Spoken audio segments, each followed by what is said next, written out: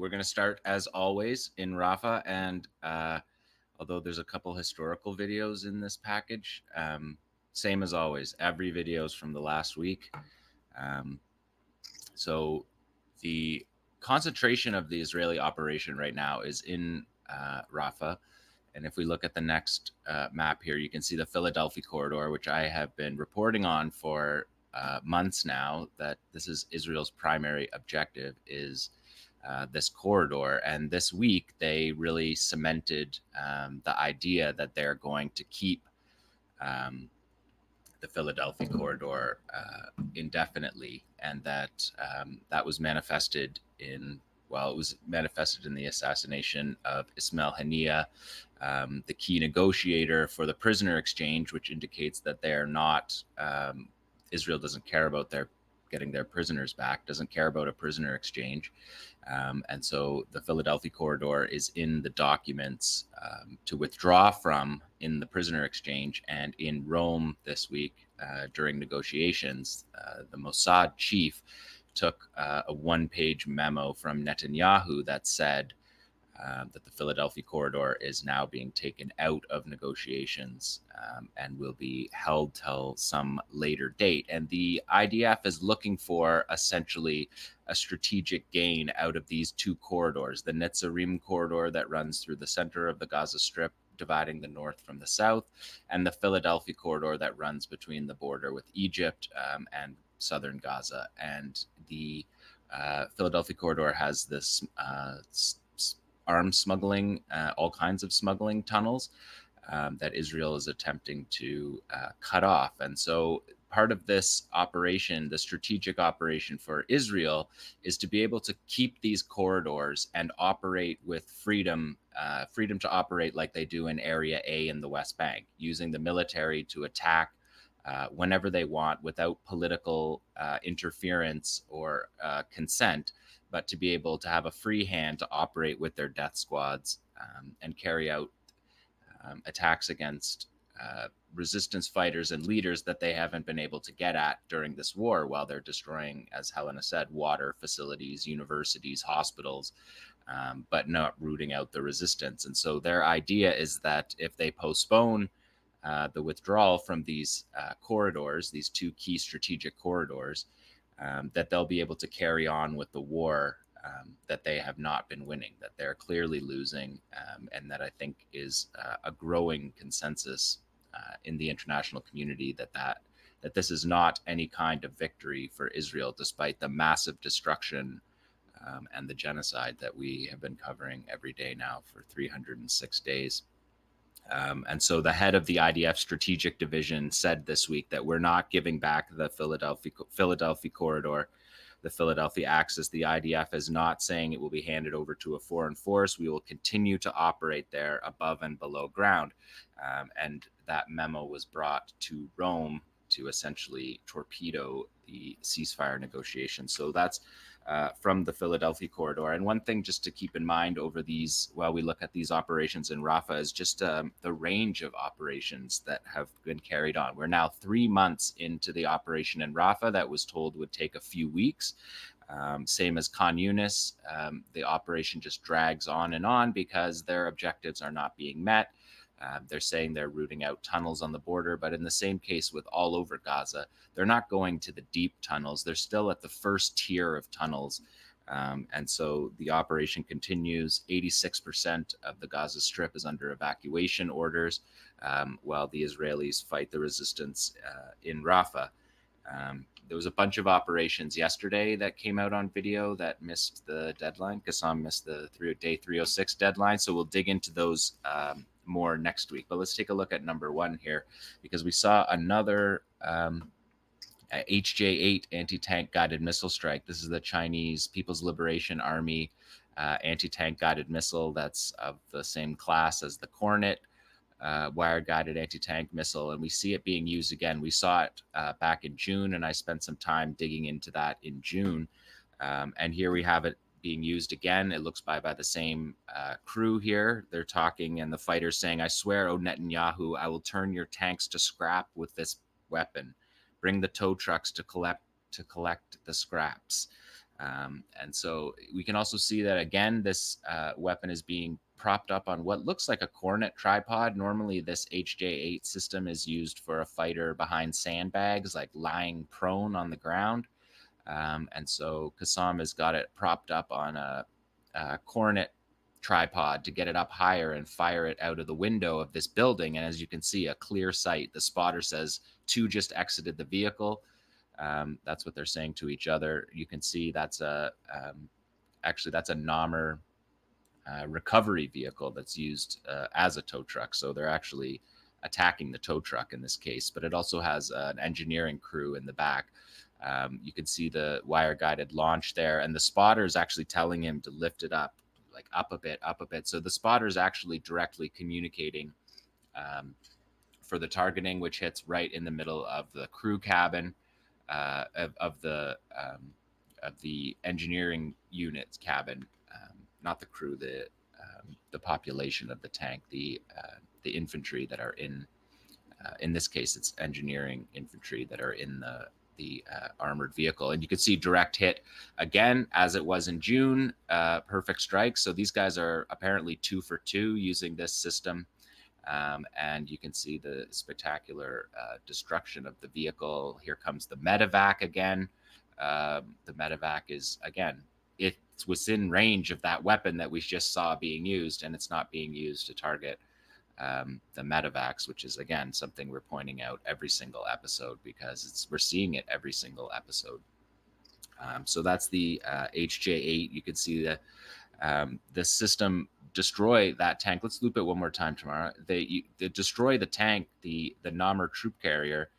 It has a penetration of 1,000 millimeters of folded armor, and so this is something like 50% greater penetration than the Yasin anti-tank missile, anti-tank rocket that we see 𝐶𝐶𝐞 using all the time. So they clearly have this system working. These 2 fighters appear to be the same fighters that were in it the first time.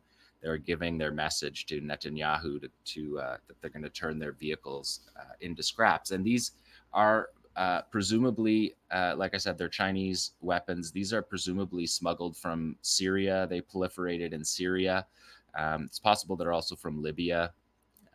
After the fall of Gaddafi, his weapon stores were ransacked, and a number of those weapon systems made it into the Gaza Strip. So that's what we're seeing in this case here. We've seen anti-tank guided missiles be used in the north as well. We've seen Cornets and Concours anti-tank systems being used. We saw a 𝐓𝐿𝐴 system used as well. So they do have anti-tank guided missile systems. You can see the spotter there with his rangefinder and binoculars. So direct hit on the side of the crew cabin of this tank and destroying it. Clearly, you could see the pieces of it flying up, which we don't see all that much because of the potency of this particular weapon. So it's a remarkable strike. 3 months into this operation, you can see that it's down near the Philadelphia corridor. That's what we're looking at there on the second row of fences that you see there is the Egyptian border fence.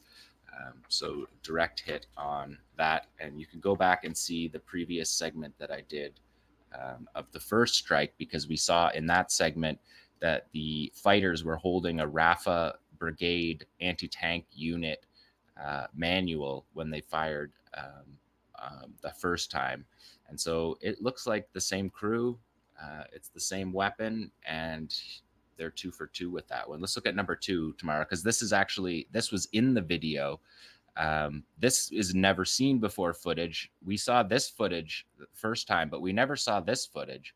This is the burning 𝐓𝐷𝐿𝐴 engineering vehicle with the carpet thermobaric warhead or thermobaric demining missile system, rocket system on the back that's used for blowing up improvised explosive devices.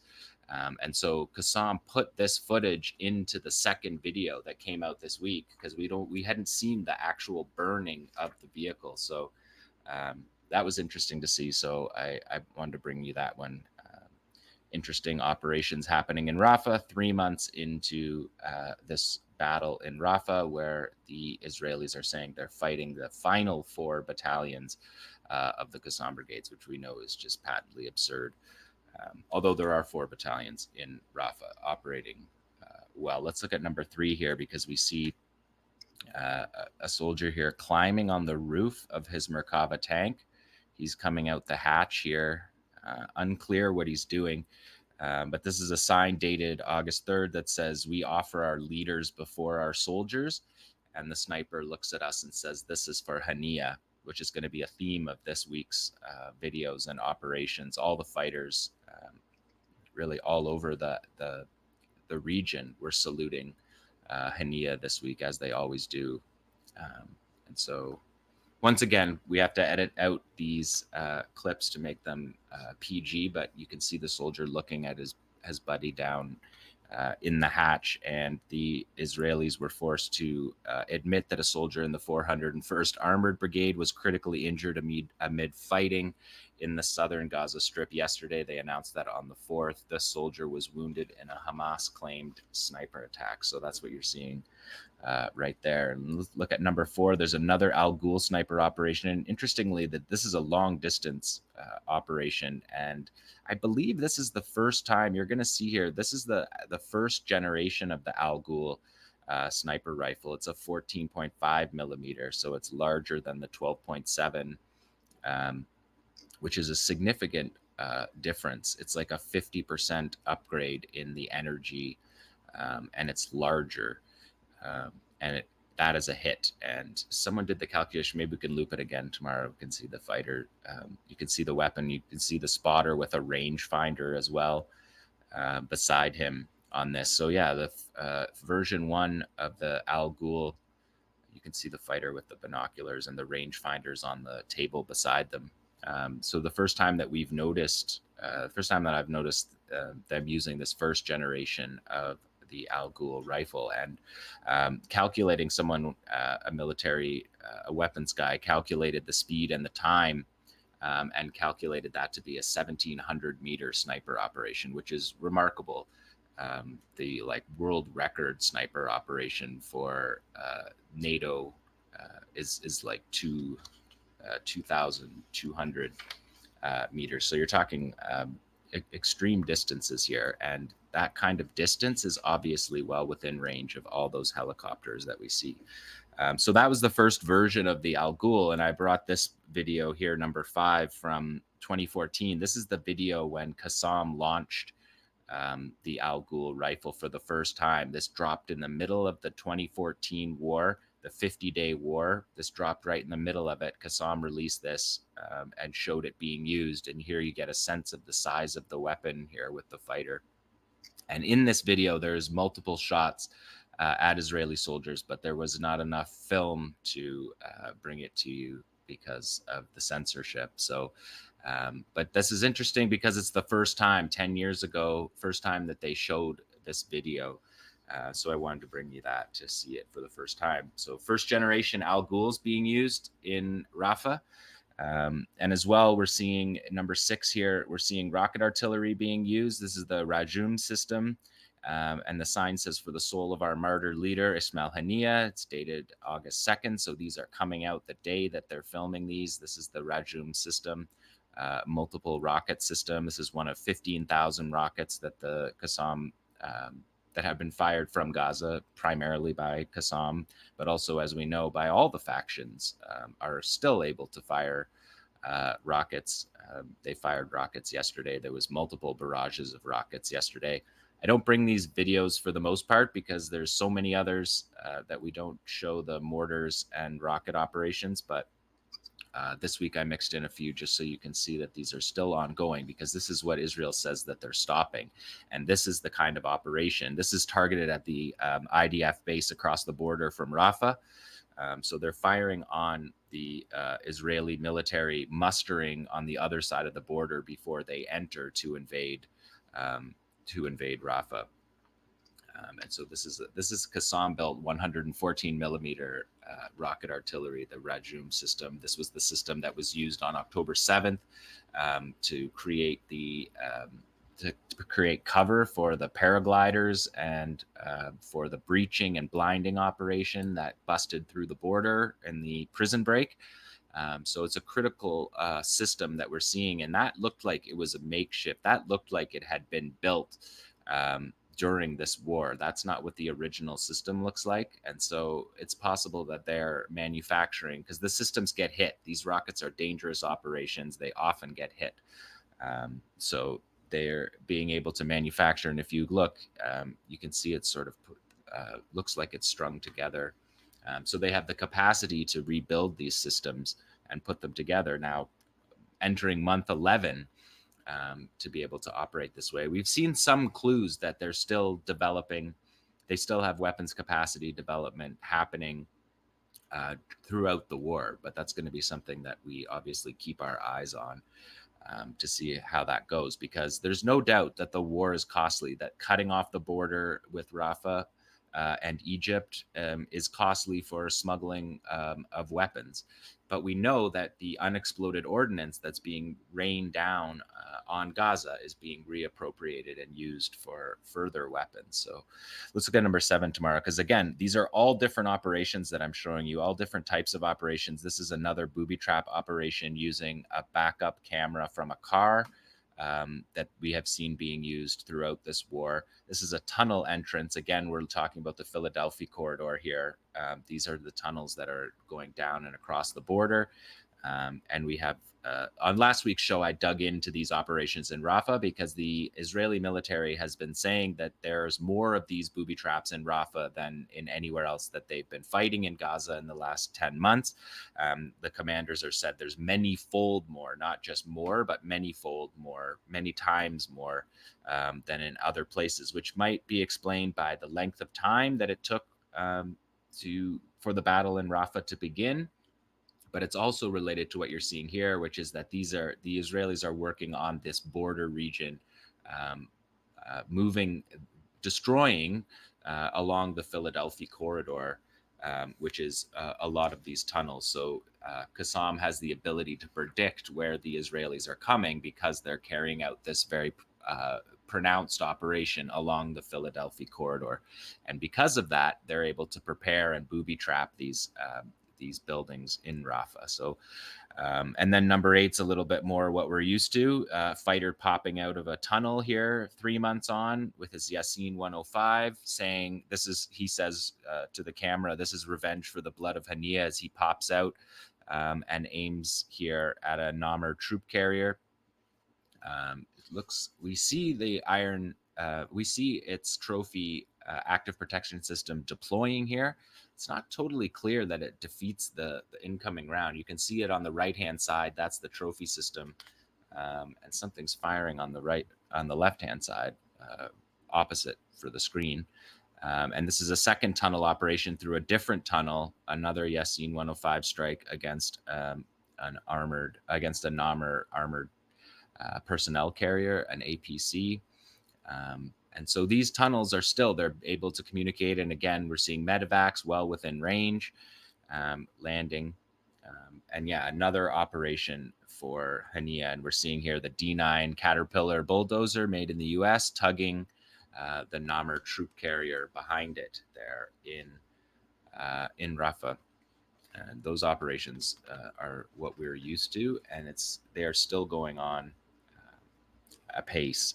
And then number 9 tomorrow here, we have a commander. This led the video with the tunnel operation. And this is a commander here directly addressing the 4 battalions in Rafah that the Israelis say that they're trying to target. He says, we say to Netanyahu, who claims to have eliminated the 4 brigades in the Rafah battalion, the 4 battalions in the Rafah brigade, and searches for absolute victory in this city, that we're dragging your forces on all combat fronts by the 4 brigades. We continue to prepare plans and select targets with great care, and the victory you seek is an illusion. And then he goes through operations that we've seen that I've been showing you over the last 3 months, that have carried out in Rafah, and he shows that each of the battalions carrying out these operations that we're familiar with.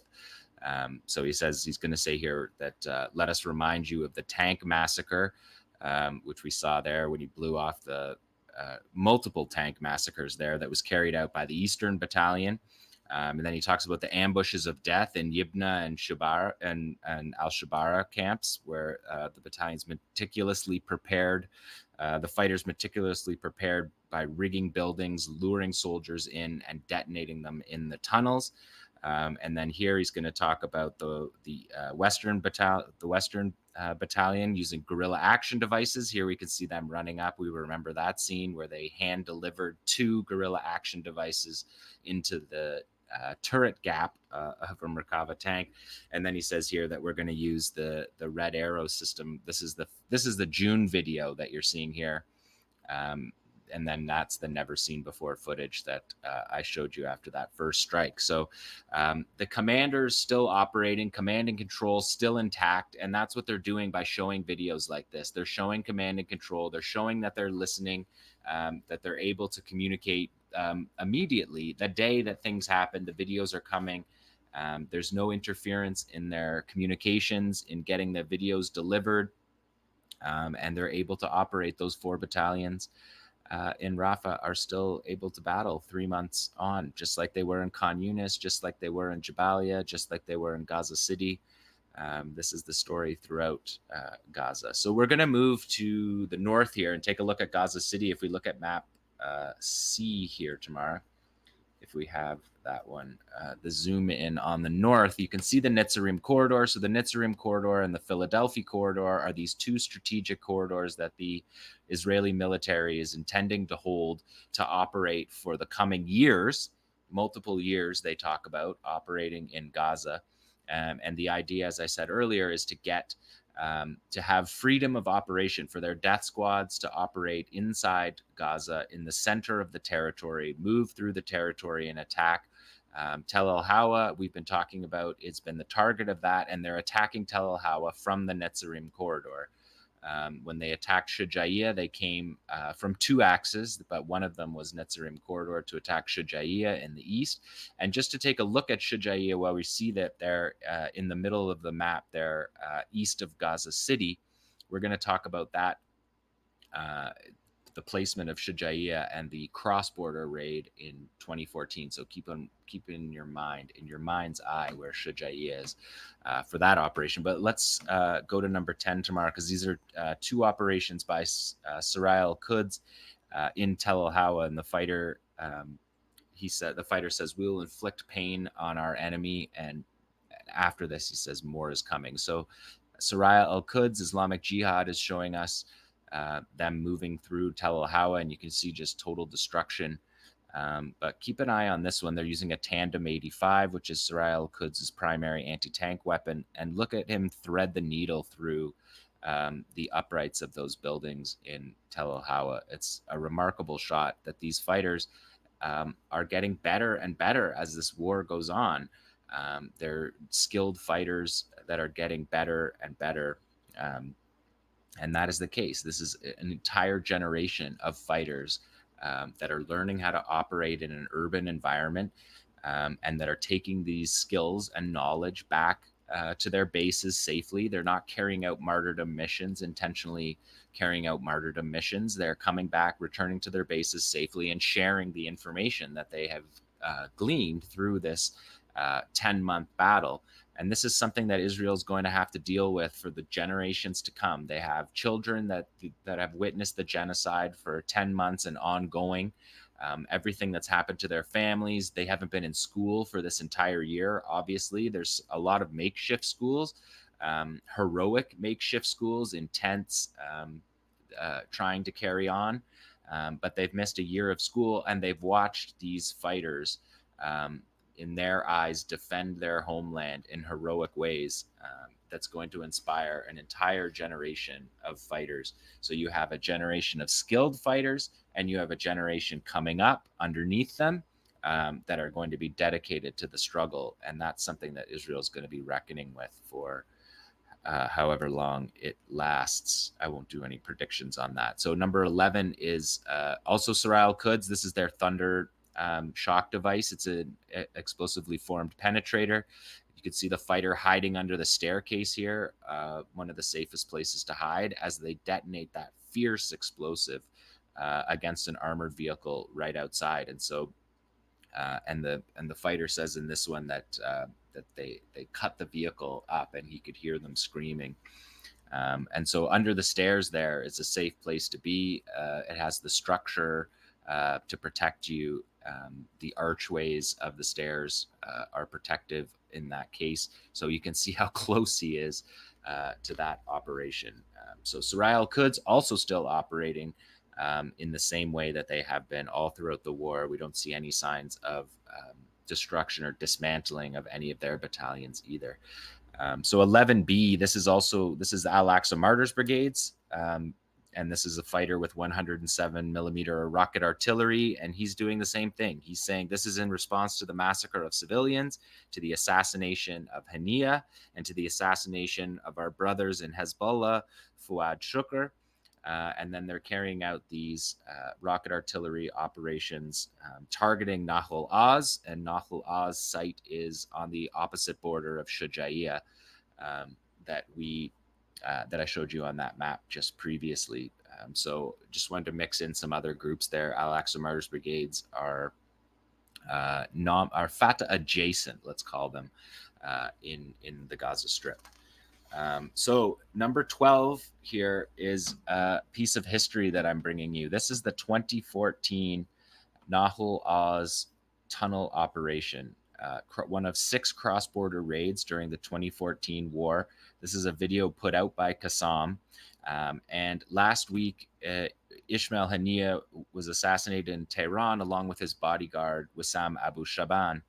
And there's media reporting that that Wissam was part of this operation, this Nahl Oz operation. This was an operation. 𝐓𝐡𝐞 hasn't acknowledged that yet. It's widely published in the media, but 𝐓𝐡𝐞 has not said anything about whether that's true or not. But this operation, in any case, was 10 years ago, a few days ago.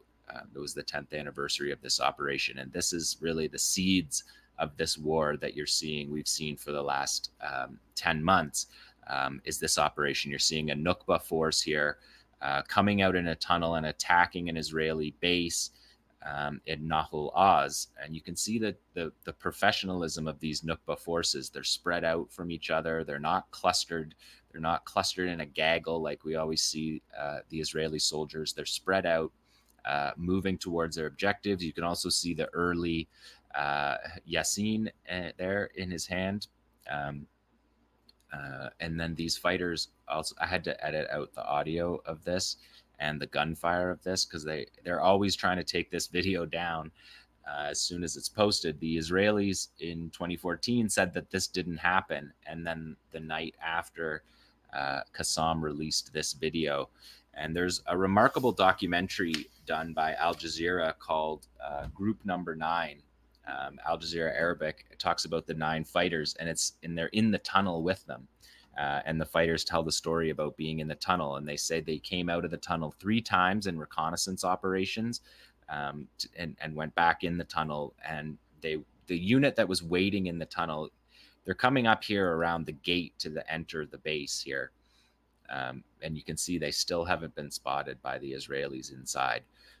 They're going to bust open this gate. We're missing the sound of gunfire here. They're firing on the pillbox, is what those kind of bases are called in military slang. But look at how separated the fighters are. So a single airstrike or an anti-tank weapon like the Israelis use can't be used against them, and to kill multiple fighters in the group. So they're storming this pillbox. They're inside. I also had to cut out the part where the soldier right here is holding on to their legs, begging and screaming. And that screaming is something that is well known in Gaza, because this footage was a sensation in Gaza. It's a remarkable operation, and that's a captured Israeli bullpup Tavor X95 gun. Rifle. They didn't capture a soldier. They killed at least 5. The Israelis admitted to 5 being killed, and then all of the 𝐓𝐡𝐞 fighters here are returning to the base safely. through the tunnel. They knew they had 10 minutes of air cover. And the documentary, the Al Jazeera documentary, is just it's an unbelievable documentary. I really, can we loop it one more time tomorrow just so we get every part of this? The Al Jazeera doc's remarkable because it talks to the fighters, the actual fighters who executed the mission, and they talked about being in the tunnel for 17 days. And the commander says that the hardest part was telling the first unit that was in the tunnel for 17 days that they would be replaced at the last moment by fresh Nukba fighters. And the fighters that were being replaced argued ferociously. Many of them argued ferociously and refused to leave the tunnel. They wanted to carry out the operation so badly that they were begging and crying to carry out the operation. And in the documentary, Jafar is the main character of the fighters in the documentary, and he talks about how brutal that moment was to see how bad his comrades wanted to carry out this operation. It's the exact opposite of what happens when they attack the pillbox inside. The Israelis run away, and some of them freeze. The fighters talk about 5 of the Israelis freeze. One of them dives down and grabs the leg and holds on to the boot of one of the Qassam fighters and is screaming and begging for the opposite reason than the Qassam fighter was crying about wanting to carry out the operation. So the fighters in this documentary, group number 9, it's called, it was on Black Box, Al Jazeera Arabic. It's floating around. Wael Dadoud did the work on that, and they're down in the tunnel, talking about how the tunnel took years to dig. And you're watching an operation here that's less than 5 minutes long from beginning to end of the operation. And so the commitment to that fight is just really a potent message from 2014 that we still see constantly now in this war. 10 years on, 10 years of building capacity for the Nukba forces. We can see the roots of that are in that operation. So just remarkable. And again, there was 6 cross-border operations during the 2014 war. In Israel believed that there was 32 cross-border tunnels that they tried to come out, and that's the beginning of the iron wall that they built, the multi-billion-dollar fence that they built around Gaza that they believed had sealed Gaza off for good. That the Qassam brigades dismantled, the same Nukba forces dismantled on October the 7th.